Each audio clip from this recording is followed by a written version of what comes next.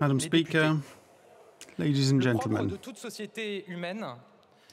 any human society's characteristic is precisely that it turns ahead and looks at its future, looks at its model, and looks at what must be amended and finds the right solutions. A society never gets lost when it forges ahead. It never gets lost when it asks questions. Only when doubt and questions seize you, block you, stop you, prevent you from looking at the future and force you to doubt about yourself, of your strength, your abilities.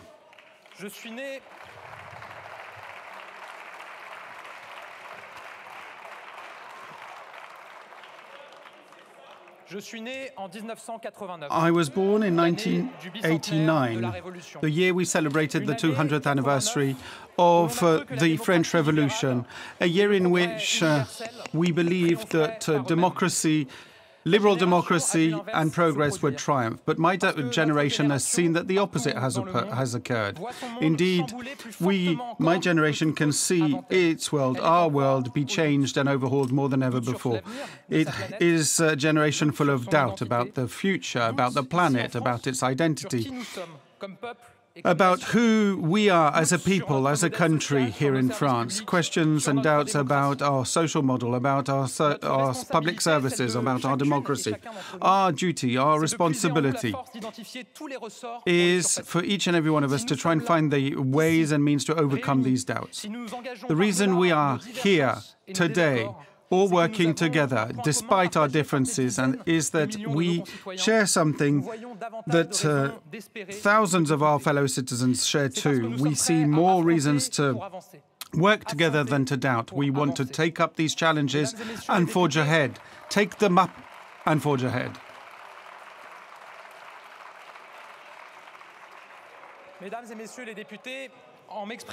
Members of the Assembly, when I speak here today, I am in fact addressing each and every one of our fellow citizens. And through you, I am telling all our fellow citizens that we are not just any country. France has never been, is not, has never been, and will never be a country that sees things imposed on it.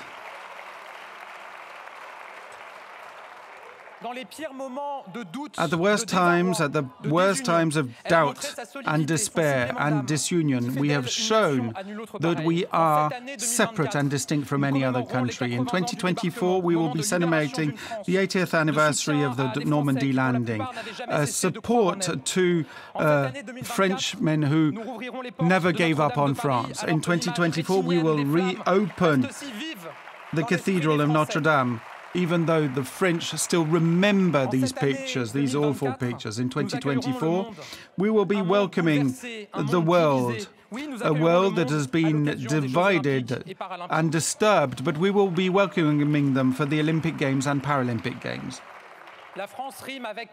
France is power. France is a refuge, an ideal, a heritage, the embodiment of centuries, millennia-old history, the home of human rights, a social and protection model that so many are jealous of across the world. France is the country of creation, a creation we support, which we shine by and radiate by. Research which has so many resources. Innovation for the future and the country of 2030. France is young people daring, forging ahead. France is about these families, these single-parent families, single mothers who never give up. We are our teachers, our law enforcement, our servicemen who are committed for something greater than they are. It is all about our craftsmen, our farmers, our fishermen who are working day in, day out to feed us.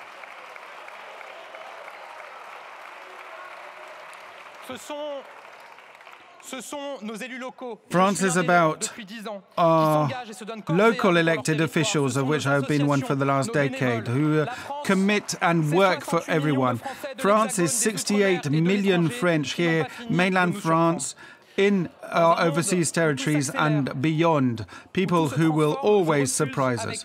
In this world that is changing, I do not want our identity to be lost. France has a position to maintain, a voice to make heard. We have this French pride that we have to maintain, this European pride that we have to build upon. The geographical, climate and geopolitical changes mean that we cannot afford to get lost in this world. It is difficult times of transition, but we will overcome and manage this transition. I am very much convinced of this indeed. Some consider that this is the end of us. I see that it is our rebirth. Those who see that we will be lost in it, we know where our course leads us.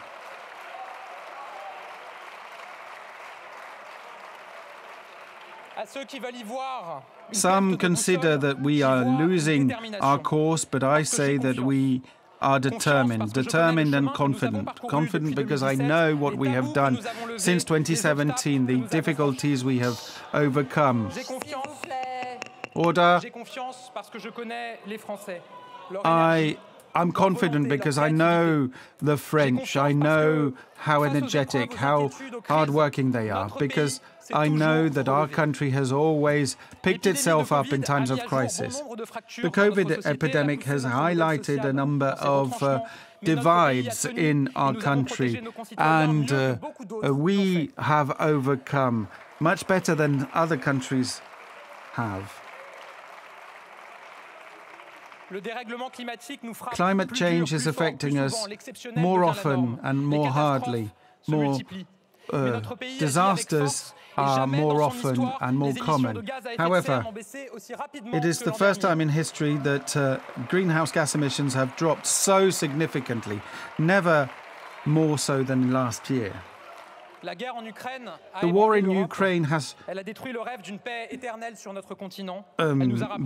destroyed the dream of eternal peace in Europe, but it has shown us that democracy is an ideal we have, a fragile one, an ideal we have to defend. It has given us an opportunity to express our support to Ukraine. The war in the Middle East has reopened divides even in our own country. But we have to address it against hatred and show our unity. All these crises are intermingling, and there is no silver bullet to fight against them. But together with the French, we will be methodical and address them. For many in France, future holds more concerns than promises in the future. Many feel that they are losing a grip on their own life. Together with the President and the government, I cannot and will not admit that.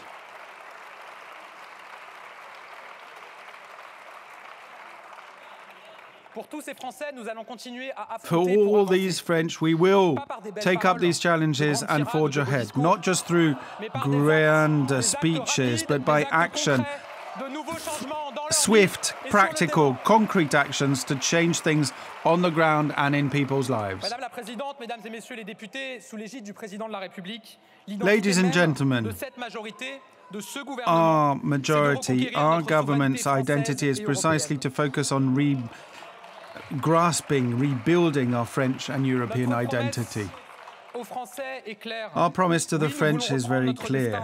The promise we make is the following. We want to take a grip once again on our future, and we can rely on practical, concrete, strong actions in the past. Up until 2017, my generation had only experienced disindustrialization, increased unemployment, and in 2017, you could say that the sovereignty of France and of Europe had not been thought through. For some, it was even as an insult. But we assume we take on our responsibilities and agree to speak about sovereignty. It is at the heart of our actions. Economic sovereignty, with industries being re-established and rebuilt here in our country, despite the doomsayers.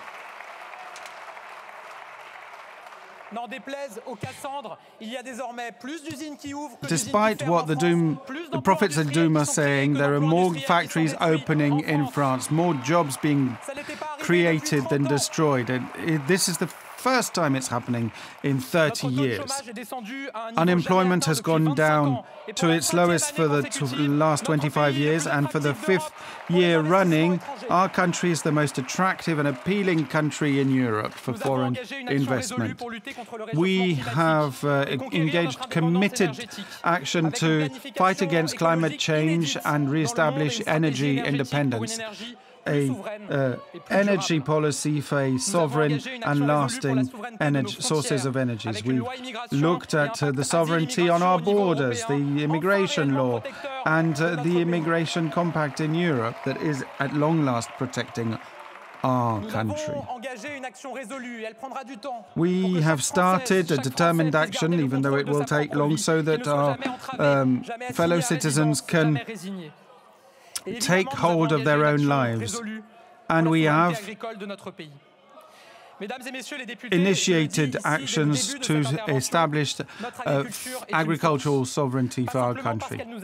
Again, farming in France is a strength, not only because it feeds us, quite literally, but also because it lies at the heart of our traditions, because our farmers embody basic and fundamental values, the value of hard work, the freedom of enterprise,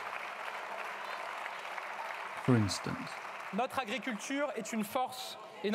Our agriculture in France is a cause for pride and is our strength.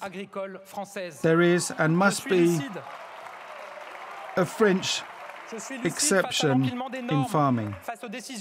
I'm very much aware of the pile-up of standards and regulations. The farming industry is in doubt and is expecting answers. We will be there to address them quite clearly. Madam Speaker, ladies and gentlemen, quiet please, quiet please. As I address you, I'm very much aware of what must be done. I want to address the French who are full of doubt, full of despair, who are listening but not believing.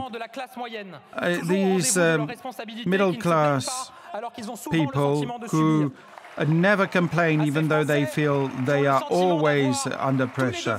These people who feel that they have all the obligations and no entitlements, who feel that their country is drifting away from them, even though they are at the heart of our country. These people in the middle, too wealthy to benefit, but not enough to rely on them. People who feel that the decisions are always circumventing them. These French people who sometimes feel that France is a collection of islands, disjointed and disconnected, but who still hope that they will be connected. People who want to be able to live from off their wages, educate their people, their children, and live in safety. I hear them. I can hear them and will bring them answers, as I have said ever since 2017. I will be all the more determined to do so because I do not want them to let them be convinced by those who would just lead us to destruction and chaos. We know that as we act, many are hoping to benefit from the grapes of wrath. I'd like to thank my ministers for their unwavering dedication to the cause. I realize also what clear message the French gave us in 2022. I pay tribute to our majority, a majority which is only a plurality in Parliament. For the last 18 months since 2022, we have managed to work together and to achieve our goals. And I would like to say to the majority and to the opposition that we share France. France is ours, our shared country, and we have to overcome our divisions for the benefit of our fellow citizens.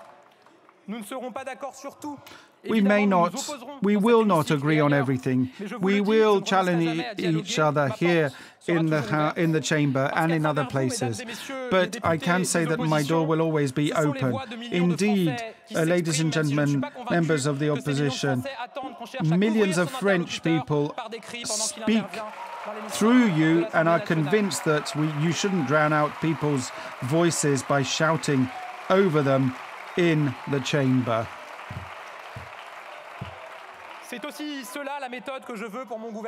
This is the way I want my government to work. Respect for the French, respect for Parliament, respect for the opposition. This is my commitment. My approach has always been the same. Every Frenchman is the bearer of a share of truth. Our fellow citizens, the parties, the unions carry this too, and ever since I have been appointed, I have spoken and discussed issues with them for the French. My priority is the following. I want to bring people closer to work and make sure that those who are in work can live off their work and wages. My course is clear and firm. It is a course of sovereignty and independence for individuals, for the country, and on the international stage. I also want to go on speaking the truth, even when that is painful, and acting genuinely, acting now. Madam Speaker, ladies and gentlemen, addressing the French means hearing full calls made by them for work, so that work can pay more than being out of work, for our public services also, so that they can be of high quality and available to all, for authority and civic behavior, access to duties and obligations everywhere, and for an environment that is a clearer environment where we can breathe better here and everywhere. We have not, I can say it, given up on the establishment of new rights for work, for environmental transition. Our starting point is actually quite good. And following the course set by the President, we have committed reforms. I'd like to thank Edouard Philippe, Jean Castex and Elisabeth Borne, who have worked so hard and committed their public action to the government, to the state as a whole and the country as a whole. I want to pay tribute to all those MPs and senators who have overcome party political divides to push legislation forward. Ever since 2017, we have shown that mass unemployment is not a given. We undertook strong reforms with labour legislation from the very beginning of the term of office of the President. The contracts for young people, we've reduced taxes, reworked on technical and vocational training, 100,000 jobs in industry, 300 factories being reopened, apprenticeships increasing to reach about 850,000 and soon to be 1 million people in apprenticeship. Since 2017, we have acted for our public services, for health, with the 19 billion euros, with pay increases for health carers, increasing the numbers of places in health training. We've reduced class sizes, increased the wages of our teachers. The greatest increase over the last 30 years. For our security, we've invested in 10,000 positions of policemen and gendarmes. In the first 5 years, we will increase more in the next 5 years. Security is for everyone, even out in the countryside and in small towns. Since 2017 and for the benefit of the planet, we have been acting more than any government before us. Before 2017, greenhouse gases were dropping by 1% a year. Over the first 5 years in office, they have gone down 2% per annum. And over the first 9 months of last year, they have gone down 5%. This is to be put to our credit as concerns environmental action. As the President has said, we now have a full sectoral strategy and a strategy that is also localized. We'll be investing 40 billion this year in environmental transition. Madam Speaker, ladies and gentlemen, we have done much, but there is still much to do. My government and I are determined to act. We must address the concerns of the middle classes. We have to make sure that those who are in work earn more than those who are not in work. We must take up the issue of vacant jobs. Why is it that unemployment is at 7% when there are so many industries looking to hire across the country? There is a French paradox with minimum wage much higher than it is in our neighboring countries. And we are proud of that. But we have so many more people on wages around minimum wage than in other countries.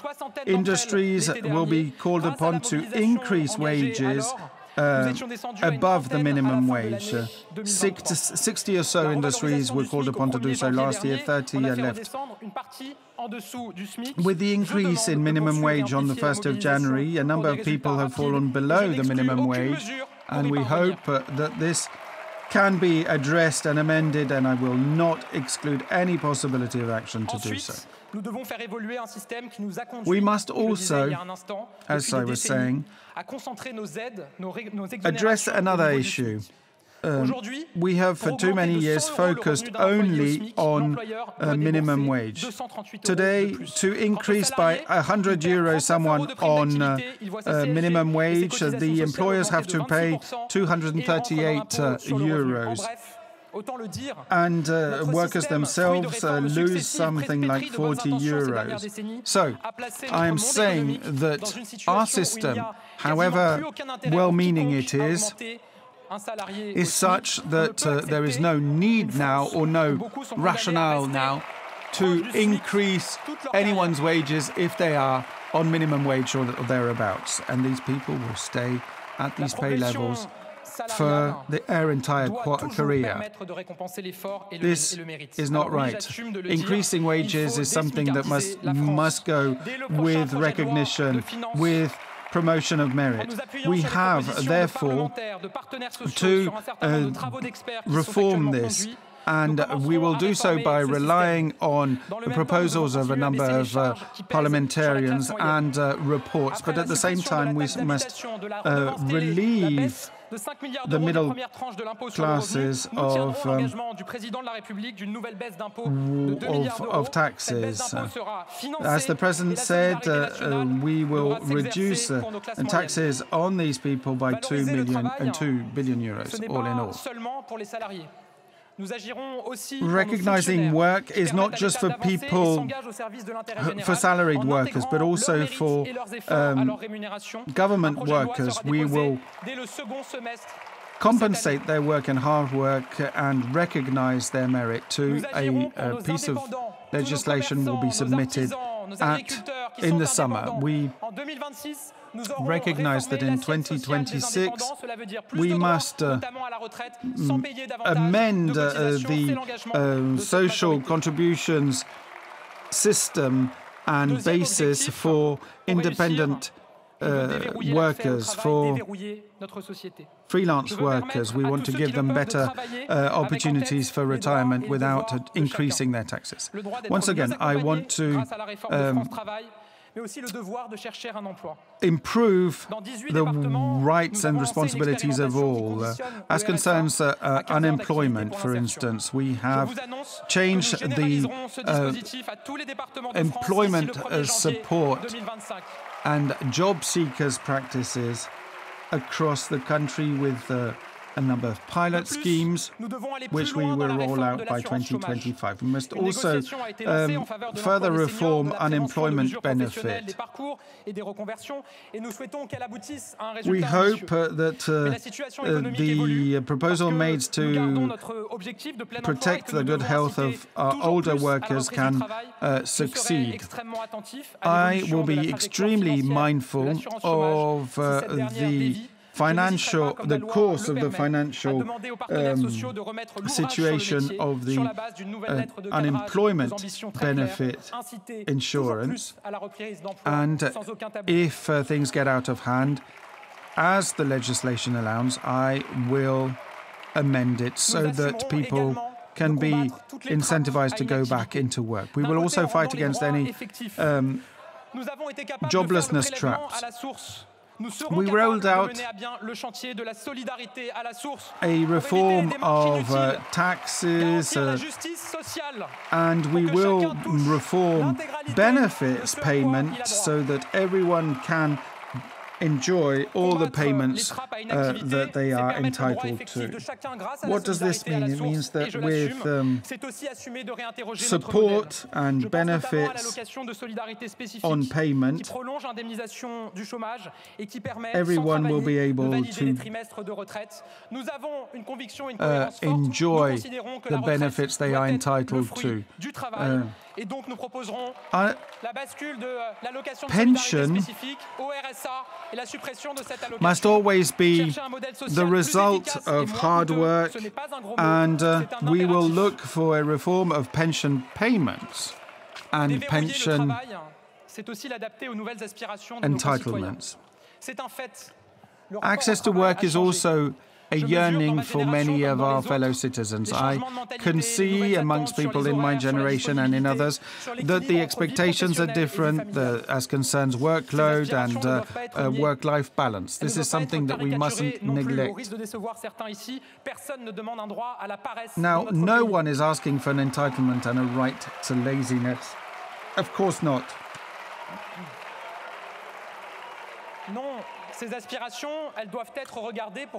These yearnings and aspirations focus on time, use of time. The same models cannot be applied generation after generation. Things change. Technologies are changing also and bring about a new divides between those, for instance, who can work from home and those who cannot. As Minister of Public Accounts, I had suggested that we have a 4-day working week, so without charging the workload, covering that same amount of work over 4 days. A number of people tried to do so. As Prime Minister, I would like to call on my ministers to try and roll out this experiment in government departments and in government services across the country. The state must set an example. A number of people, cleaning people, have to work and take transport and commute for hours at night to avoid bumping into the people they are cleaning the facilities for. I am saying that these people should be entitled to come and clean the offices at the time during business hours when people are there and working. The universal time credit account is something we must work on. Colleagues, please, there's a constant rumbling noise. Would you please calm down? Prime Minister, you have the floor. Madam Speaker, I think they have understood that I will not stop or pause despite their gruntings, and I will forge ahead.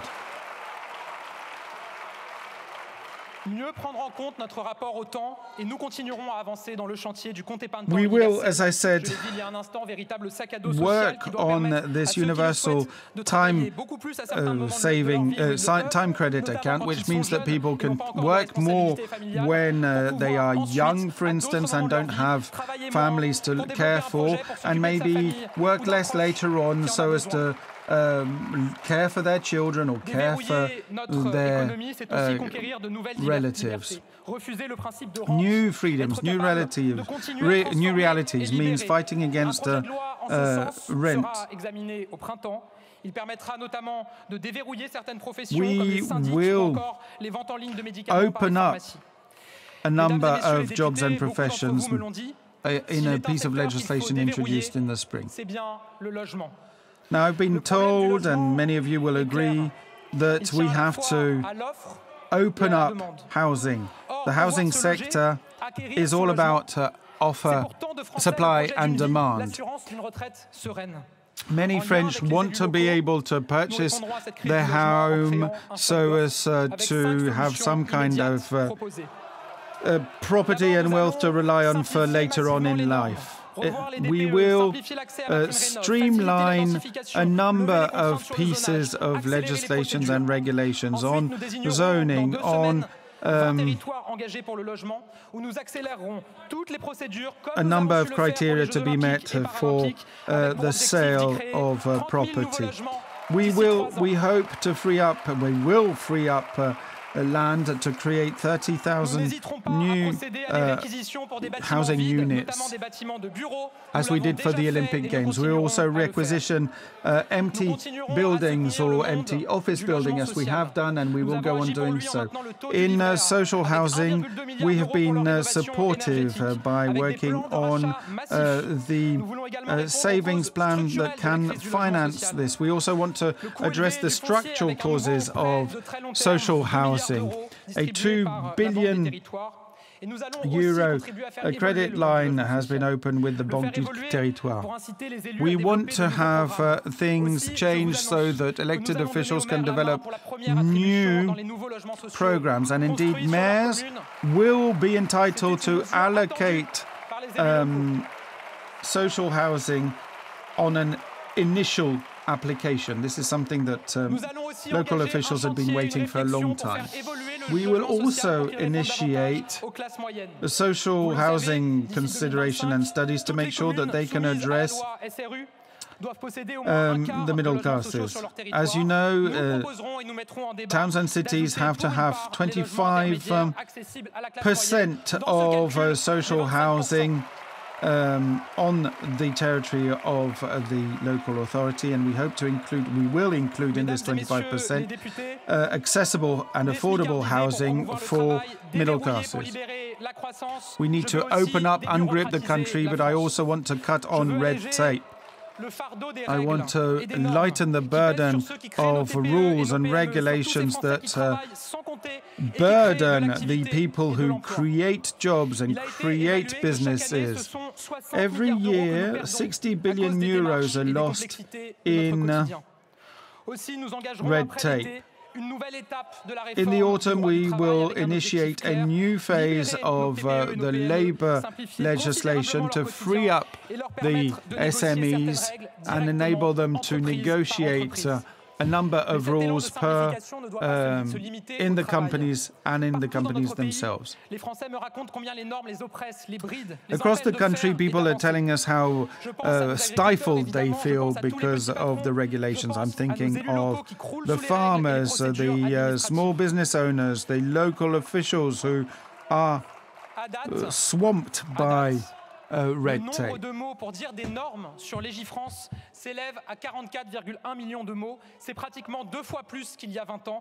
There are 44 million words on the online database to cover and describe rules and standards. We That's twice as many as 20 years ago. We have to reduce the red tape in the country. With the French, with the elected officials, we will look at things that can be improved. Nothing is off limits. What I want to do is to make sure that the French can live freely. Doing away with rules and regulations is possible. Last Friday, I announced 10 such rules being disbanded.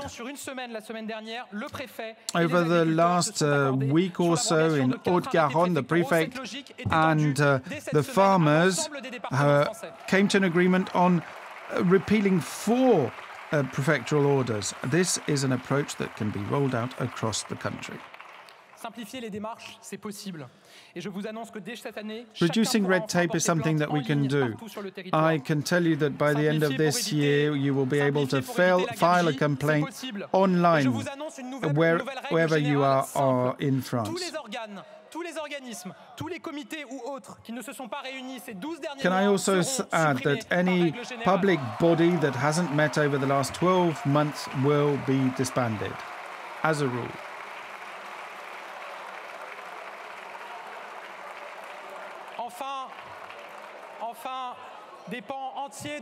Lastly, whole swathes of our economy are calling for simplifications, drastic simplification, amongst other things, to bring back industry.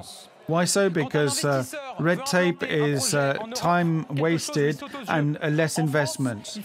Fewer investments, indeed. It takes 17 months on average to set up an industrial project in France. It's half that in Germany. Things cannot go on like that. With the Green Industry Bill, we had an initial stage in this approach. We will be introducing a second Green Industry Bill, and the CNDP will focus solely on countrywide scale projects. Less red tape means more freedom for everyone. Madam Speaker, ladies and gentlemen, opening up and cutting on red tape, yes, of course, but this serves one purpose only, rearming our country. To do so, we have to show responsibility in our budget practice. Why so? Because what is at stake is indeed the protection of the weakest, our social benefit system, and our future. Otherwise, the middle classes will be the first victims. The best way to reduce deficit will be through growth and work. Some consider that growth is a bad word, and taxation seems to be their only solution. You wanted to tax retired people's wealth or tax extra hours. Well, if you tax everything, nothing's taxable anymore, and you won't be cashing in on anything.